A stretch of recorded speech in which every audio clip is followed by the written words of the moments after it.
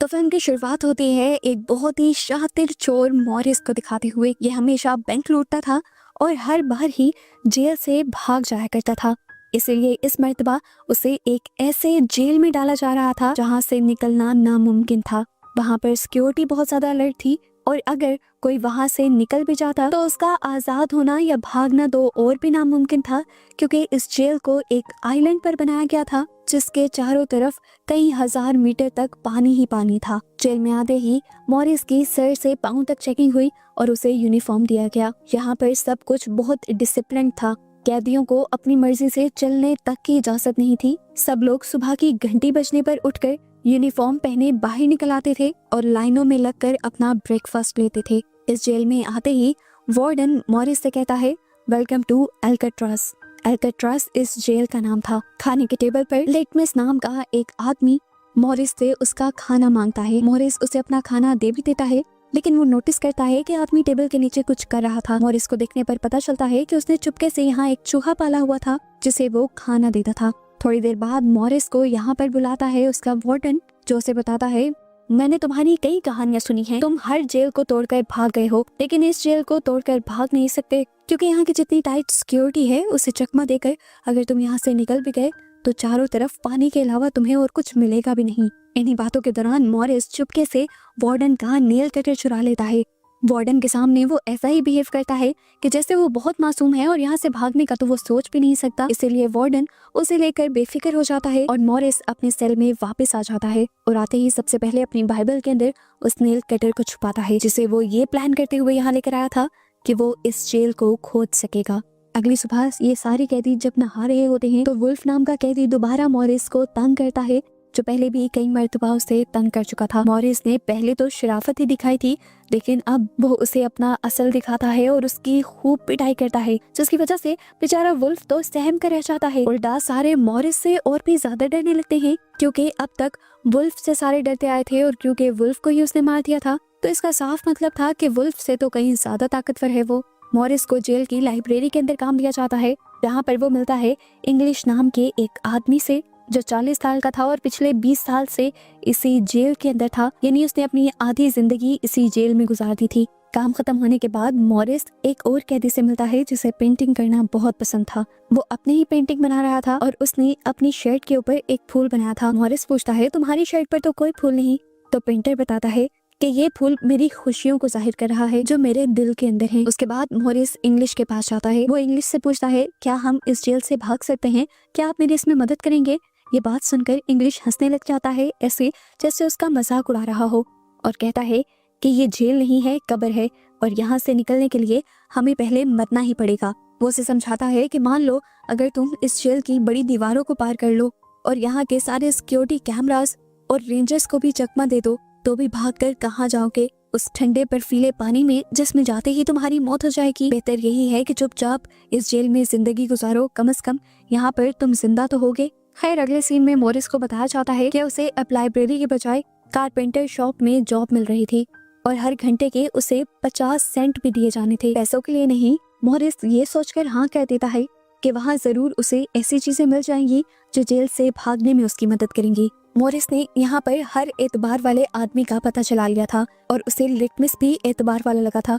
वो लिटमस से इस जेल से भागने का तरीका पूछता है तो लिटमस बताता है कि हर कमरे में एयर वेंट है और उसी एयर वेंट के जरिए ऊपर छत पर जाया जा सकता है और वहाँ से जंप करके इस जेल से आराम से भागा जा सकता है। ये लोग बात ही कर रहे थे कि एकदम से मॉरिस पर अटैक करने के लिए पीछे से वुल्फ आ जाता है, जो अपनी बेइज्जती का बदला लेना चाहता था। मॉरिस अपना कोट उतारते हुए उसी को उस लड़के के हाथों में लपेट देता है और वुल्फ को नीचे गिरा देता है। ये सब वॉच टावर में खड़े हुए गार्ड्स देख लेते हैं और ऊपर से ही शूट करते हुए इन्हें रोक देते हैं। इनकी लड़ाई के बदले इनको सजा दी जाती है टॉर्चर सेल में रहने की। रात भर दोनों को ही तरह तरह के टॉर्चर सहने पड़ते हैं और 2 हफ्ते बाद उन्हें इस टॉर्चर सेल से निकाला जाता है। इस टॉर्चर सेल से निकलने के बाद मॉरिस की हालत काफी खराब हो चुकी थी। उसके बाहर निकलते ही लिटमस अपने चूहे के जरिए उसे वेलकम बैक का नोट भेजता है।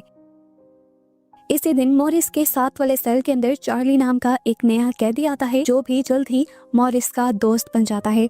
मॉरिस देखते ही देखते यहाँ अपना ग्रुप बना लेता है, जिन सबको वो ये सीक्रेट बता चुका था कि वो जल्द ही इस जेल से भाग जाएगा।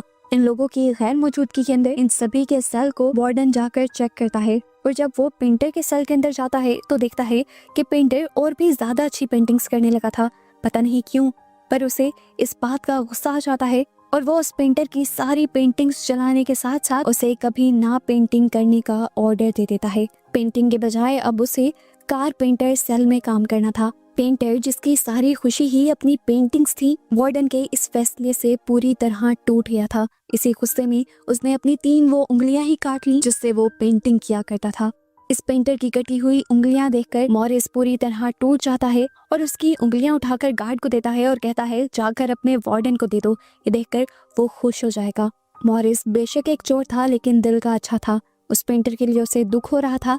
उसी पेंटर के दुख में वो चुपचाप अपने सेल में बैठा हुआ ही था कि उसने देखा कि एक बड़ा सा कॉकरोच उसकी एयर वेंट के अंदर से निकला था। वो समझ गया कि इस एयर वेंट के पीछे बहुत सारी जगह है जहाँ पर ये कॉकरोचेस पैदा हो रहे हैं। मॉरिस का प्लान अगले दिन उसे और भी ज्यादा आसान लगने लगा जब अगले दिन 2 नए कैदी इस जेल के अंदर आए। ये कैदी पहले भी मॉरिस के साथ एक जेल में रह चुके थे और ये तीनों मिलकर पहले भी एक जेल से भागे थे। इन दोनों भाइयों का दिमाग भी मॉरिस की तरह बहुत शार्प चलता था। हमें दिखाया जाता है कि इन सबको मुलाकात का एक दिन दिया जाता है। इंग्लिश आज काफी सालों बाद अपनी बेटी से मिलता है और उसे ये देखकर रोना आ जाता है कि उसकी बेटी अब बहुत बड़ी हो चुकी थी और उसने अपनी बेटी के साथ कोई अच्छा वक्त नहीं गुजारा था। जबकि चार्ली को भी ये बात पता चलती है कि उसकी मॉम बहुत ज्यादा बीमार है और 1 से 2 महीनों के अंदर वो इस दुनिया से चली जाएंगी। ये सुनकर वो भी फैसला करता है कि उसे इस जेल से भागना ही होगा अपनी मॉम के लिए। इसीलिए वो रात में आकर मॉरिस से कहता है कि अगर तुम भागने का प्लान बनाओ तो मुझे भी उसमें शामिल कर लेना। ये लोग अब ग्रुप बनाते हुए भागने की प्लानिंग करना शुरू कर देते हैं और मॉरिस सबको बताता है कि सबके कमरों में एक एयर वेंट है जो ऊपर की तरफ खुलता है, लेकिन वो एयर वेंट छोटा है, उसमें से हम गुजर नहीं सकते। पर ये भी टेंशन की बात नहीं है, ये जेल खारे समुंदर के पास बनाया गया है। इसी वजह से जेल की दीवारें बहुत ज्यादा खोखली हो गई हैं और इन्हें खोदना बहुत ज्यादा आसान है। हमें वेंट के इर्द गिर्द की दीवार को खोदना होगा ताकि वहां से निकलकर हम ऊपर चढ़ सकें। लेकिन अफसोस कि मेरे पास एक छोटा सा नेल कटर है जिससे मैं ज्यादा कुछ नहीं खोद पा रहा और अपना मिशन पूरा करने के लिए मुझे कोई बड़ी चीज चाहिए। ये लोग अभी बात ही कर रहे होते हैं खाना खाते हुए कि मॉरिस को चम्मच का ख्याल आता है। लेकिन अब मसला ये था कि ये लोग चम्मच लेके कैसे जाते। मॉरिस अपने एक साथी को लेकर बहाने से गार्ड के पास जाता है और उसे कहता है कि मेरा चम्मच गंदा है, मुझे साफ चम्मच चाहिए। गार्ड उसे नया चम्मच लेने की इजाजत दे देता है और इतनी ही देर में दूसरा आदमी गार्ड को अपनी बातों में लगा लेता है। मॉरिस एक के बजाय 2 चम्मच उठा लेता है और एक को अपनी पॉकेट में डाल लेता है। अब मसला एक और भी था। रात में जब मॉरिस वेंट के अंदर जाता है ये देखने के लिए कि यहाँ से भागना कैसे है, तब उसके सेल को खाली देखकर गार्ड्स शक में आ जाते और इसका हल दूसरा भाई देता है कि हम यहाँ की बार्बर शॉप से कुछ बाल चुरा लाएंगे और कागज के डमी बनाते हुए उनके सरों पर बाल लगा देंगे, जिससे बाहर से चेक करते हुए वार्डन्स को यही लगे कि हम लोग अंदर लेटे हुए हैं। मॉरिस कहता है ये सब तो ठीक है, वेंट को पार करके फर्ज करो हम निकल भी गए तो मसला तो पानी का है, पानी को कैसे पार करेंगे। मॉरिस जॉन से कहता है कि तुम लॉन्ड्री डिपार्टमेंट में काम करते हो, वहाँ पर तुम्हें बहुत सारे रेनकोट्स मिलेंगे, तुम उन रेनकोट्स को चुरा लेना। वो पैराशूट के होते हैं, उनके अंदर हवा भरते हुए हम उन्हें बोट की तरह इस्तेमाल करेंगे। चार्ली मॉरिस से कहता है मुझे भी तो कोई काम दो ना। मॉरिस कहता है कि जब मैं वेंटिलेशन के अंदर जाऊंगा तो तुमने ख्याल रखना है, जैसे ही कोई वार्डन आने लगे तो तुमने मुझे सिग्नल देना है। अब मॉरिस खुदाई शुरू कर देता है, लेकिन मॉरिस को इस खुदाई के दौरान वेल्डिंग करने के लिए भी कुछ चाहिए था। मॉरिस लिटमस के पास जाता है और कहता है आपके पास जितनी भी माचिसें हैं आप प्लीज वो मुझे दे दें, इसके बदले मैं रोज अपने हिस्से का खाना आपके चूहे को दिया करूंगा। लिटमस, जिसे चूहा बहुत ज्यादा प्यारा था, चूहे के लिए वो मॉरिस की बात मान जाता है। इस माचिस को जलाकर वो चम्मच और नेल कटर की मदद से एक नोकीला औजार भी बना लेता है, जिससे अब उसका खुदाई का काम और भी ज्यादा आसान और तेज हो गया था। इस दौरान चार्ली उसका पहरा दे रहा था, लेकिन अचानक से उसकी आंख लग जाती है और तभी वार्डन चेकिंग के लिए आ जाता है। इंग्लिश भी क्योंकि मॉरिस का सारा प्लान जानता था, इसीलिए वो जल्दी से खड़ा होकर वार्डन को रोक लेता है और उससे बात करने लग जाता है और उनकी बातें सुनकर चार्ली की आंख खुल जाती है और चार्ली फौरन मॉरिस को सिग्नल दे देता है। उसके इशारा करते ही मॉरिस भी अपना काम छोड़कर खुदाई वाली जगह के आगे अपना सामान रखकर बेड पर लेट जाता है, जिससे वार्डन को कुछ भी गड़बड़ नहीं लगता, लेकिन उसे यहाँ से कुछ जलने की स्मेल आ जाती है। मॉरिस बड़ी कॉन्फिडेंटली झूठ बोलते हुए उसकी बात को मोड़ देता है कि आपके होते हुए यहाँ पर कौन स्मोक कर सकता है। दिखाया जाता है कि मॉरिस ने इतनी खुदाई कर ली थी कि वो आसानी से यहाँ से बाहर निकल पाता, लेकिन एक और नया मसला आ गया। यहाँ पर जो जाली लगी थी उसे स्क्रूज के जरिए लगाया गया था और इन स्क्रूज को खोलने के लिए कोई स्क्रू ड्राइवर या कोई नोकीली चीज चाहिए थी, जिसे वो अगले दिन अपनी काम की जगह से चुरा भी लेता है। पर उसे यहाँ से लेकर जाना मुश्किल था। जब वो यहाँ से निकलने लगा तो मेटल डिटेक्टर पर उसका वो औजार शो हो गया। गार्ड्स ने उसे रोक लिया और उसके हाथ से वो औजार ले लिया। सबको डर लगा कि मॉरिस अब पकड़ा जाएगा, लेकिन मॉरिस कहीं ज्यादा चालाक था। जो औजार उसने पकड़ा हुआ था वो तो उसे बैकअप के लिए लेकर आया था ताकि गार्ड्स को डिस्ट्रैक्ट कर सके, क्योंकि असली औजार तो उसने अपने जूतों में छुपाया हुआ था। इस मेटल के औजार से वो रात होते ही उस जाली को काट लेता है और वेंट के अंदर जाने का अपना रास्ता खोल लेता है। लेकिन अब मसला था, अगर वो वेंट के अंदर जाता तो वार्डन को ये सेल खाली मिलता और वार्डन को उनके प्लान का पता चल जाता। अंदर जाने से पहले इन्हें एक डमी सर चाहिए था, जिसके लिए पहले ये लाइब्रेरी से किताबें चुराते हैं, उन्हें गीला कर करके एक नकली सर तैयार करते हैं और उसके बाद पेंटर के पेंट चुरा कर उस डमी सर को पेंट कर देते हैं और फिर ग्लू के जरिए वो बाल जो ये लोग बार्बर की शॉप से चुरा कर लाए थे उसे सर पर लगा देते हैं। इस डमी सर के साथ साथ मॉरिस ने एक डमी दीवार भी बनाई थी जो बिल्कुल असली दीवार जैसी दिख रही थी। ये कार्डबोर्ड की दीवार उसने इसलिए बनाई थी ताकि किसी को भी ये जगह देखकर शक न हो कि इसके पीछे खुदाई की गई है। आखिर सारी तैयारी पूरी होने के बाद रात में मॉरिस डमी सर को अपनी जगह पर रखते हुए उस वेंट के अंदर चला जाता है। वेंट के अंदर जाने पर उसे बहुत सारे पाइप दिखे थे जिनके ऊपर चढ़ते हुए वो सेकंड फ्लोर तक पहुंच गया था, लेकिन अभी भी बाहर जाने की जगह पर कुछ ग्रिल्स लगी थी जिन्हें तोड़ना और उन तक पहुंचना नामुमकिन था। नीचे दिखाया जाता है कि वार्डन की भी चेकिंग की बारी आ गई थी। वो जब करीब से गुजरने ही वाला होता है तो चार्ली मॉरिस को बहुत सारे सिग्नल्स भेजता है, पर ना जाने मॉरिस को उन सिग्नल्स का पता चला था या नहीं। वार्डन जब मॉरिस के रूम के बाहर से गुजरते हैं तो उन्हें मॉरिस के बालों पर शक हो जाता है और जैसे ही वो मॉरिस के बालों पर हाथ लगाते हैं तो मॉरिस बोल उठता है, क्या बात है सर, आज तो आपको मेरे बाल बहुत अच्छे लग रहे हैं। चार्ली की सांस में सांस आई थी कि मॉरिस टाइम पर यहाँ आकर लेट गया था। खैर अगले दिन मॉरिस ग्रुप में खुशखबरी देता है कि मुझे यहाँ से बाहर जाने का रास्ता तो मिल गया है, लेकिन उस रास्ते को ग्रिल्स से बंद किया गया है। मैं अकेला उस तक पहुँच नहीं सकता।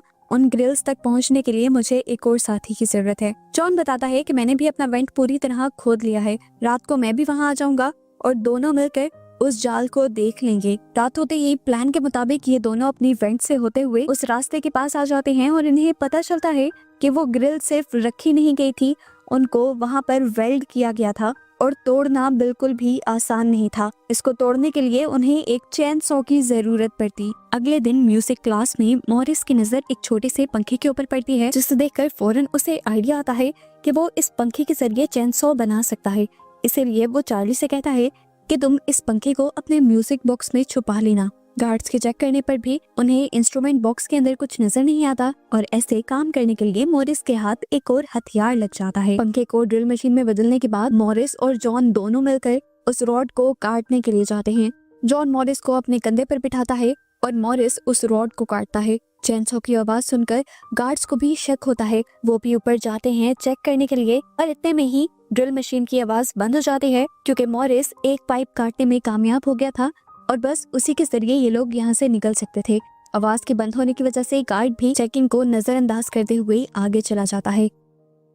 अगले दिन वो खुश होकर सब लोगों को खाने के टेबल पर बताते हैं कि उन्होंने सारे रास्ते साफ कर लिए थे। अब उनको इस जेल में कोई भी रोककर नहीं रख सकता था। जॉन के भाई से वो पूछता है, तुम पैराशूट के रेनकोट्स लाए हो? वो कहता है, हाँ सब तैयार है।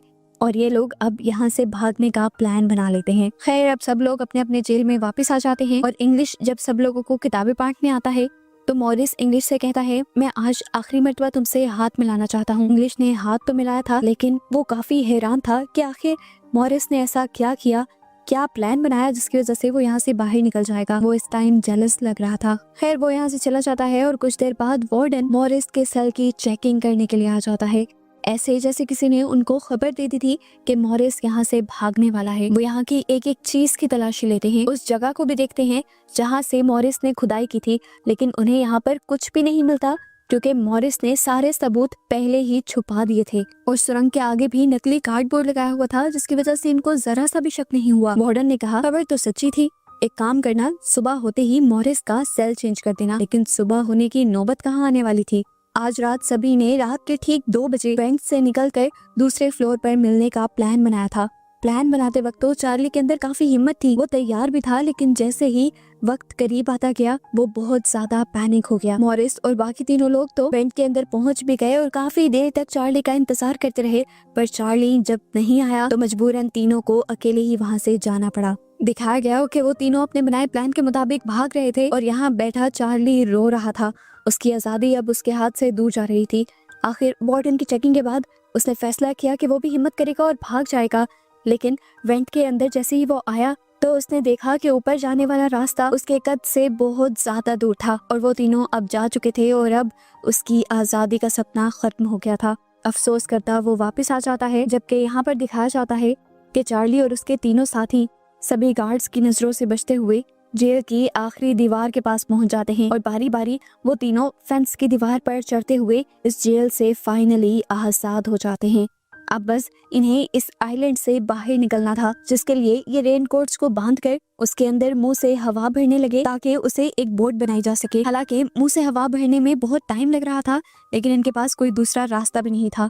बहुत ज्यादा हिम्मत करने के बाद आखिर इनकी बोट तैयार हो ही गई और ये लोग यहाँ से निकलकर भाग गए। सुबह होती है और गार्ड्स सारे सेल्स की चेकिंग के लिए आते हैं। पहले पहले सब कुछ नॉर्मल लग रहा था, लेकिन जैसे ही वो चार्ली के सेल के पास पहुंचे तो चार्ली ऐसे खड़ा था कि जैसे किसी ने उसकी किडनीज निकाल ली हो। वो दुखी था कि अगर कल थोड़ी सी हिम्मत कर लेता तो यहाँ से चला जाता। उसकी हालत को देखते हुए वार्डन को भी उसके ऊपर शक होता है, लेकिन वो उसे इग्नोर करते हुए आगे मॉरिस के सेल की तरफ बढ़ता है और उससे पूछता है क्या मॉरिस अभी तक सो रहा है। चार्ली अभी भी कोई जवाब नहीं देता और गार्ड को गड़बड़ी महसूस होती है। जैसे ही वो दरवाजा खोलकर अंदर जाती हैं तो वहाँ पर बस उन्हें मॉरिस की डमी मिलती है और इन्हें ये बात मालूम हो जाती है कि मॉरिस जेल से भाग चुका है, उनकी आंखों में धूल झोंककर।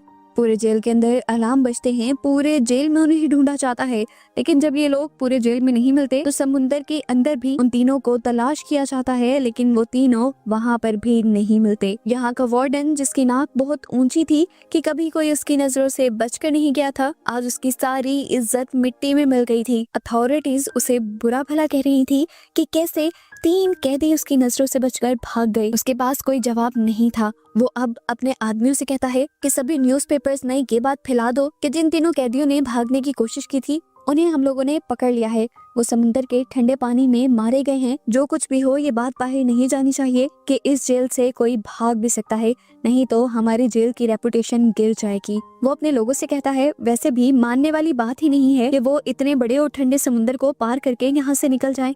जरूर वो समुंदर के अंदर ही मर गए होंगे और हमें उनकी लाशें नहीं मिल रही। ये सब उसने पता नहीं अपने दिल को या अपने लोगों को बहलाने के लिए कहा था। अंदर ही अंदर वो भी जानता था कि मॉरिस सच में बच निकला होगा। खैर उसकी ये सारी सियासतें भी काम नहीं आती।